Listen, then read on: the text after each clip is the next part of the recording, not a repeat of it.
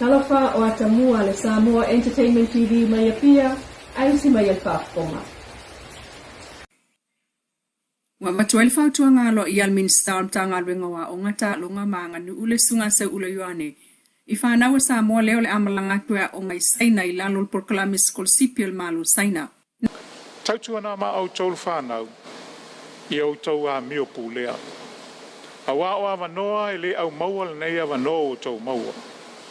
O tau a filifilia maile no mera e tō teli sa talo sanga. Ia whanga tatau e nei awanoa tāua. Awa se ai mo a inga nuu ai maise o si o tātou atu nuu. Ia tū maule te talo ma wha moe moe le li i teimi umma. Wa awanoa ele au maua le nei awanoa. O tau o filifilia maise no mera e tō tele na talo sanga. Ia whaau ngā tatau le nei awanoa tāua. Awa se ai mo a inga manuu ai maise o si o tātou tunuu. Ia tu maui le tatalo ma wha moe le li i teimi uma. E pe un whau tuol min star.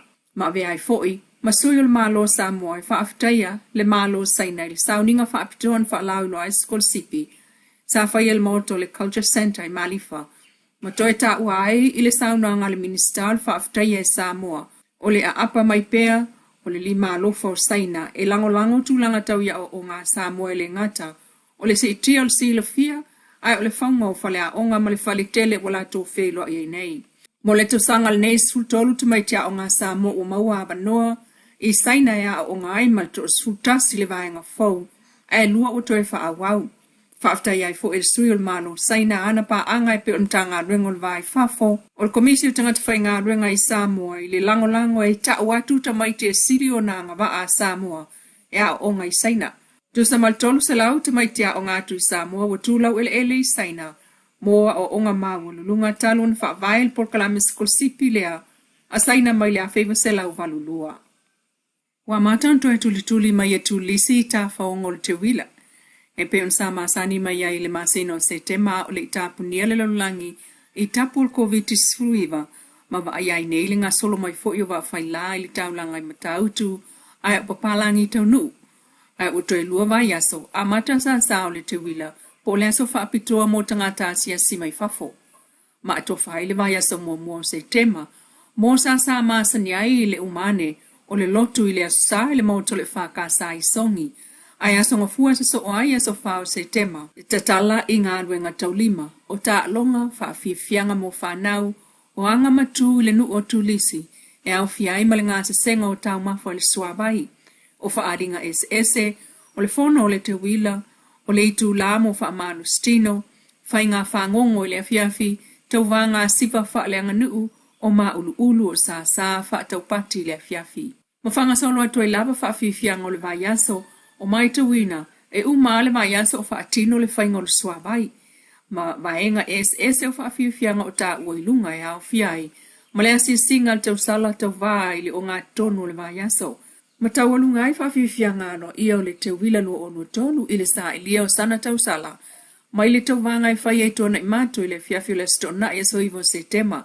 E lau tongi ai le teine i lana siva Samoa, o lana taleni o le la e Samoa, o le whaataltala noanga, e su e mai ai leisi tau sala Samoa. Inisi o tala mo o loanga osi a Samoa la vai ai kutono lo tato tunuu. Ma whaata watu i maketi e tunuu mamau. Watu e tu matila mai ai nei foi, le kampania le Wilex, mana sukalaki, ina watu e nga osia ai nei, lana peanut turkey slap. Saurua i whaalau ilo ai New Zealand. Ai olpura nga osia le peanut turkey slap. Wasui mailo na pepa fifi, ma ua whaonga ai le kokoloa Samoa, ma ua siri atu le umiolo na taimi felesi, e pe ona tau ele li pule Nathan Wilson ele talamua, o le kokoloa lea ua iai nei, e fitu lua pasene ngau sia mai fruits ma nuts, sua popo o le esi o le mango o le popo ma le lama, ua iai fo ilana koko pauta le premium ma le Pacific brand cocoa, e tolu tau sanga o ta pena, ele umane o le wha maitele, ai o ane fo il taiminga osi, ai fia ngai Malaysia lu itau o le sa ilia o ni tangata whai ngā ruenga. I tāpinangan ta ngā ruenga o leo i ngā ruenga o lumana i e pe o le pui ngol saunga le mu mal fontele ta ita o malo le tau pulenga. Le fai mai i neil tau sangfo, wa fuai fa opopo pea wana leo fau. O le so nei le ana bala awai, le tu so le valu sultan si ali intima ta e lo fa nga solo la to so nga fa leo. E o matu le ofisa i mata autu mo le la sanga no. O le tape nanga fa leo ma filifili ai ilato e anga vaa. Sa no le fiongal kom sina mtanga luenga au pa aulongo itino Filipo le tatu fa nanga taluai.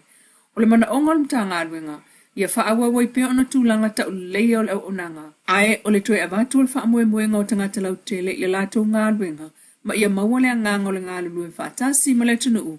Ai mai sei lava o le maua o se Samoa fi le mu sa onga le mu. Tāpena nga umanei e au fiai ma le fisoso ni mai leo le malo fiti i vaenga mana umia i le au onanga i Samoa. E to os fulu tama ita ila le leo le tunu o leo fa alau I loa lo ia mai o le asa ilia isi tau salo Samoa ni tau sanga. Protiti sal mis Samoa lua olua tolu ma o le lango au tufo I leo le tau wanga. Leo le atau alunga I le fa amana tuino le te wila le amatanga o le masina fau. E to tolu tama ita I malanga mai New Zealand ma Ausitalia. Ma le to ofito tama ita ila le leo lo nofo I Samoa ne. E awhiai mas tama ita e awhianga tu mau o lona soifua. Le tama ita I o miracle a fele. O lo tau vai e fia avea foi o ia matau salo si o tato watunu. E ui e ia awhianga tu mau o lona soifua. Ma o tama ita ila le leila ne e to esfulu leo le asa ilia se titi sal mis Samoa lua olua tolu. Cherish Fabanu Manaya, Miss Samoa, New Zealand. Helen Taufai Vera Isitolo Lemisio. Carameli Sarah Purcell, Miss Arele Couture. Miracle Afile, Miss Samoa Association of Sign Language Interpreters. Moiloto Vitolia Chelsea Wilhelmina Tuila Epatietia, Miss Loto Tau Agency. Moimoana Safatoa Shwenki, Miss Samoa, New South Wales. Nicolina June Akoi, Miss Apia Insurance Company. Siliva Siaea. Tashana Lee Opelu, Miss Lavash Couture. Vaile Von Dinklage, Miss Jads Samoa. Falawilo mai e lua aso le awhai ai lea tauwanga. O le asono se tema ia fa moe le afaya I luma maota o le malo ai o le tau au ina o le pale mo le tamaita o le afa manu ia ina le manu malo o le afa tau nu ina le to na imato I le aso sfulu se tema o se tamaita o le afa pleina le ne tau wanga o le aso I tolanga I le tau salo ia nei le sunga helani grupu mai le fam sinonga na I o le tamaita o faitili tali fau ia no molianga o le ngaoi a o vea matanga fainga luenga le fale meli po le Samoa Post I lumo le fam sinonga le mai aso mawai. Se reporti le Samoa Global News o lo ta uai. E wha apea e silia ma le lima afe ta la ase tino I tupe. Na to e sea le ta mai ta I mai le fale meli. Le ana au tu I ai molianga mai le tua leo leo. O le sori tu la fono le ta mai ta I ua silia ma le tausanga talu na tupu. Ma o le au o wha maonia ma ua ia I o ina. O le ta mai ta I lo ia vai sala foa sa tu la I mau whaitili. Ma ua whaatulanga mai il wham sinong ma walunga le so luas fulu lima o le masina nei. O le ato e whonga ina aili ni imta upu, ma tu ina mai ailo na whaasalanga. Lo Samoa Entertainment TV mai apia, aso I fuena.